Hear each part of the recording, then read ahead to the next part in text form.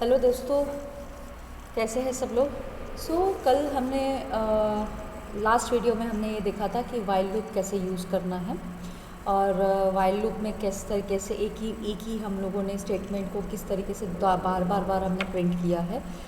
आज हम लोग देखेंगे डू वाइल लूप के बारे में। ये भी एक प्रकार का लूप ही है, बट थोड़ा सा डिफरेंस इज़ देयर कि दोनों में थोड़ा कहीं ना कहीं डिफरेंस है।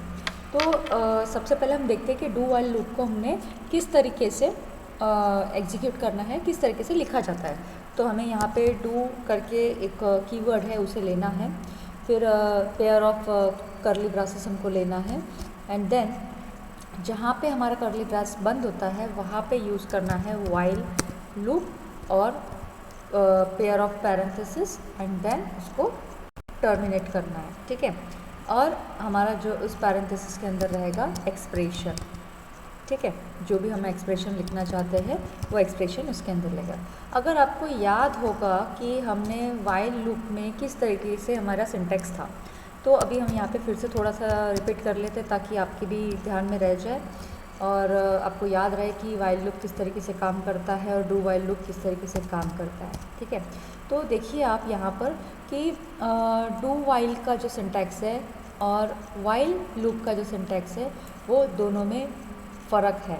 फ़र्क इस चीज़ का है कि यहाँ पे वाइल लूप में अगर हम देखे थे तो वाइल लूप में पहले एक्सप्रेशंस को चेक किया जाता था एंड देन उसके बाद उसका जो भी अंदर स्टेटमेंट पैरेंथेसिस के अंदर जो भी करली ब्रास के अंदर जो भी हमारा डेटा था, जो भी वो प्रिंट करने को बोलता था वो उसको आउटपुट में शो करता था। बट डू वाइल में और वाइल लूप में और डू वाइल लूप में एक डिफरेंस है, दैट इज़ कि पहले डू वाइल यहाँ पे डू वाइल में हमारा जो है पहले यहाँ पे यहाँ का जो स्टेटमेंट है वो पहले प्रिंट किया जाएगा एंड उसको एग्जीक्यूट किया जाएगा एंड देन फिर वाइल में जाके उस एक्सप्रेशन को चेक किया जाएगा, ठीक है।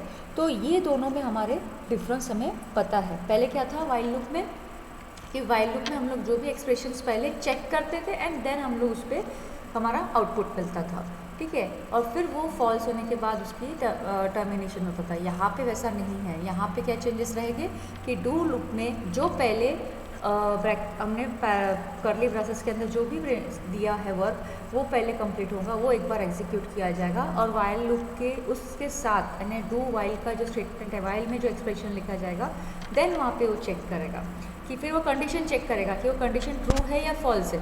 फॉल्स रही तो वो एग्जीक्यूट हो जाएगा यानी बाहर निकल जाएगा डू वाइल लूप से, और अगर वो ट्रू होता है तो वो फिर से डू के अंदर जितना भी डेटा है उसको फिर से वो एग्जीक्यूट करेगा, ठीक है।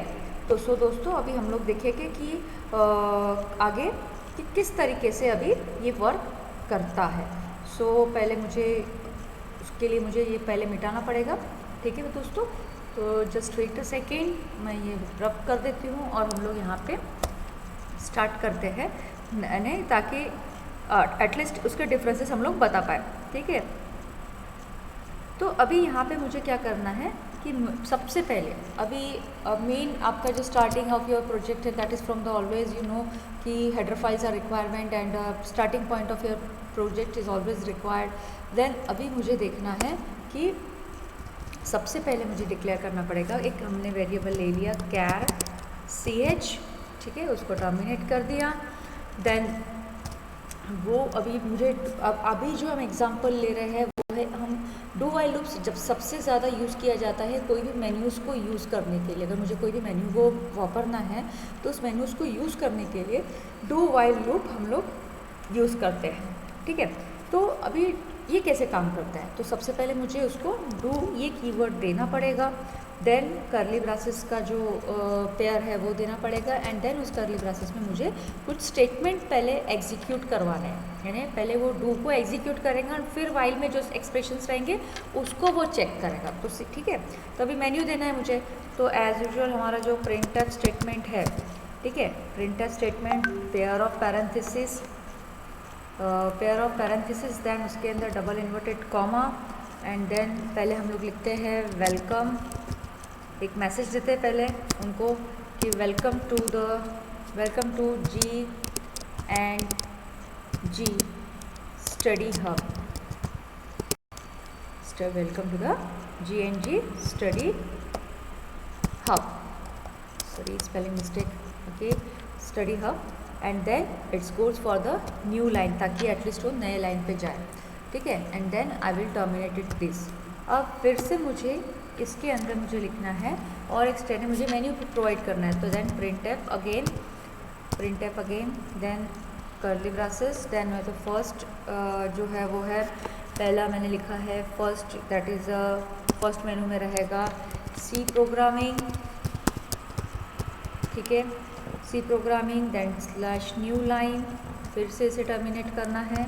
और फिर मैं क्या करूँगी कि मुझे अभी इसको फिर से मेन्यू देना है, तो I will repeat it and enter here and paste here. I also one time, और मैंने 2 टाइम उसको दे देना है। सेकेंड टाइम मैं उसको यहाँ पे प्रोवाइड करूँगी कि ये 2 मेन्यू दिया है सेकेंड नंबर का, और इसके पास रहेगा C++ प्रोग्रामिंग। अब इसे हम कर देते हैं सी के बजाय हम लोग कर देते हैं पाइथन, ठीक है। तो ये मैं उसे मेन्यू दे रही हूँ कि मुझे यूज़र को ये डेटा हम लोग दे सकते हैं, ठीक है। अभी मैंने टर्मिनेट कर दिया। उसके बाद अभी क्या करना है, अभी मुझे आखिर ये तो पहले एग्जीक्यूट कर देगा, ये क्या करेगा वो, क्योंकि मैंने पहले ही बोला है कि डू ये स्टेटमेंट पहले एग्जीक्यूट करेगा एंड देन वाइल में वो वर्कआउट करेगा। तो मैंने वाइल लिखा। अब वाइल लिखने के बाद अब मैंने क्या करना है उसको मुझे, बट इसके पहले देखिए आप वाइल लिखोगे तो सही, ठीक है। वाइल में मुझे उसको प्रॉपर एक एक्सप्रेशन देना है, ठीक है। अब वाइल में एक्सप्रेशन देते समय मुझे क्या करना है यहाँ पर कि मुझे पेयर ऑफ पैरेंथेसिस देना है, और पेयर ऑफ पैरेंथेसिस के समय अंदर में हमें एक सेकेंड, हाँ, पेयर ऑफ पैरेंथेसिस में हमें उसको ग्रुप में हम लोग अंदर ग्रुप में लिखते हैं, ठीक है। अब अंदर ग्रुप में लिखने के बाद मुझे डबल लेना है, और जो CH हमने वेरिएबल डिक्लेयर किए थे उसको it is not equal to, ठीक है, it is not equal to Q.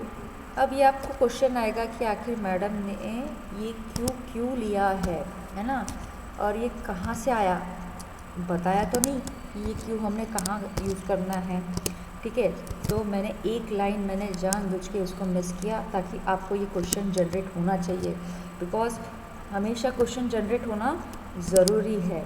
अगर क्वेश्चन जनरेट नहीं हुआ तो हमारे डाउट्स भी क्लियर नहीं होते हैं। अब मैं इसको क्या करूँगी, टर्मिनेट करूँगी, बट मुझे फिर से एक उसको स्टेटमेंट देना पड़ेगा यहाँ पर कि जहाँ पे आपने बताया मैंने कि क्यों यूज़ किया है मैं, ठीक है। I will paste it here. पहले मुझे इसको अलाइन करने दीजिए properly, it's look good better, ठीक है। तो मैं इसको स्टेटमेंट दे रही हूँ कि जस्ट वेट, हाँ, double inverted comma, press small q और कैपिटल Q और एनी की, ठीक है, और any key to see this menu again, ये मैंने लिख दिया, ठीक है। इसके बाद फिर से मैंने इसको टर्मिनेट किया एंड देन लास्ट में हमने हमारे इस पर्टिकुलर वाइल स्टेटमेंट के बाद मैंने उसको लिखा है वहाँ पे print F double inverted comma, then thank you for visiting, ठीक है। और इसे भी हम नए लाइन के अंदर एंटर कर देंगे ताकि हमारा जो भी डेटा हो वो प्रॉपरली एंटर हो जाए, ठीक है। तो अभी आप देखिए, अभी हम इसको पहले सेव करेंगे, ठीक है। सेव करने के बाद मैं आपको ये समझाऊंगी कि आखिर ये किस तरीके से, पहले हम उसको रन करके देख लेते हैं और उसके रन करते करते साथों साथ देखो मैंने यहाँ पे क्या गड़बड़ की। आपको उसने रेड मार्क दिया, that means it shows the error. तो अब वो एरर क्या है, एरर में मैंने उसे वहाँ पे सेमीकोलन नहीं दिया था, मैंने उस स्टेटमेंट को टर्मिनेट ही नहीं किया था। तो now we have to run. तो अभी देखो ये क्या कर रहा है, कुछ तो किया उसने गड़बड़, ठीक है। अभी देखो आप रन करोगे तो it is work continuously work कर रहा है, ठीक है। तो अभी मुझे वैसा नहीं चाहिए था, ठीक है। तो मैंने क्या करना है, अभी उसको प्रॉपरली यहाँ पे मैंने एक स्टेटमेंट नहीं दिया है, ताकि जब भी वो डेटा लेगा तो वो डेटा लेने के बाद उसे प्रॉपरली वर्कआउट करना चाहिए। तो इसीलिए उसके बाद मैंने गेट ch लगाया और डबल इन्वर्टेड कॉमा एंड अभी देखिए, अभी सही में वर्क करता है कि क्या हो रहा है। देखिए, जो गलती हमने पहले की थी, हमने गेट ch ना देकर और कैरेक्टर को जो है हमें उसको बताना है कि मुझे सिर्फ इतना ही डेटा देना है, मुझे इतना ही चीज़ें चाहिए और मुझे इतना ही मेन्यू वर्कआउट में देखना है। देखिए, उसने इस वाइल लूप, इसमें यहाँ पे आपको क्या समझ में आ रहा है। देखो, पहले उसने क्या किया, डू स्टेटमेंट को, जो डू के अंदर जो भी स्टेटमेंट से उसने प्रिंट किए, ठीक है। अब वो एक्सप्रेशन चेक करेगा। अभी क्या करेगा वो, इस वाइल लूप में, यानी यहाँ जो मैंने एक्सप्रेशन दिए हुए हैं वो स्टेटमेंट को चेक करेगा। अगर वो फॉल्स होता है तो वो डू वाइल लूप के बाहर निकल जाएगा, अगर वो ट्रू होता है तो वो डू वाइल लूप के साथ कंटिन्यू नेक्स्ट कंटिन्यू वो एग्जीक्यूट करते रहेगा, ठीक है।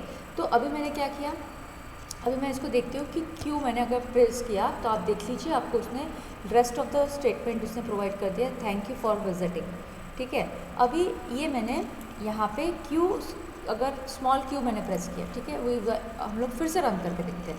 अब कैपिटल क्यू अगर मैं प्रेस करती हूँ तो फिर से वो वही बोल रहा है कि thank you for visiting, but मैंने उसको ये भी काम बोला है कि अगर मैं अदर की कोई प्रेस करती हूँ, अदर की सपोज मैंने F दिया तो शो, देखिए आपको वो मेन्यू फिर से दिख रहा है, वो आपको मेन्यू क्या कर रहा है, फिर से दिख रहा है। तो कैसे दिखा, कैसे उसने बताया कि वो मेन्यू मुझे फिर से चाहिए, क्योंकि उसने इस एक्सप्रेशन को चेक किया, ये एक्सप्रेशन फॉल्स हुआ करके डू वाइल लूप से मैं एग्जिट हो गई, और ये ट्रू हो जाएगा तो वो फिर से उसी डू वाइल लूप में घूमते रहेगा।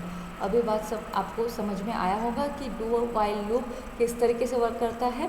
एंड देखिए, आपको यहाँ पे जो डिफरेंस है while and do while loop में, वो एक ही डिफरेंस है कि वाइल लूप में हम लोग पहले चेक करते हैं एंड देन एग्जीक्यूट करते हैं, देन एग्जीक्यूट वो वर्क करता है अपना, देन वो आउटपुट बराबर देता है।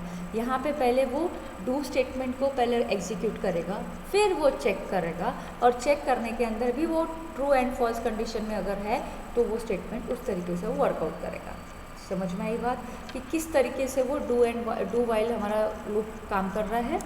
सो अभी आपको ये बहुत अच्छी तरीके से समझ में आया होगा, ये मैं होप करती हूँ। So thank you for watching this video and please मेरे चैनल को सब्सक्राइब कीजिए, लाइक कीजिए और शेयर ज़रूर करिएगा, ताकि सभी को इसकी हेल्प हो सके और आपको नेक्स्ट वीडियो ज़रूर मिलेगा अगर आपने लाइक और सब्सक्राइब किया है। Thank you very much for watching.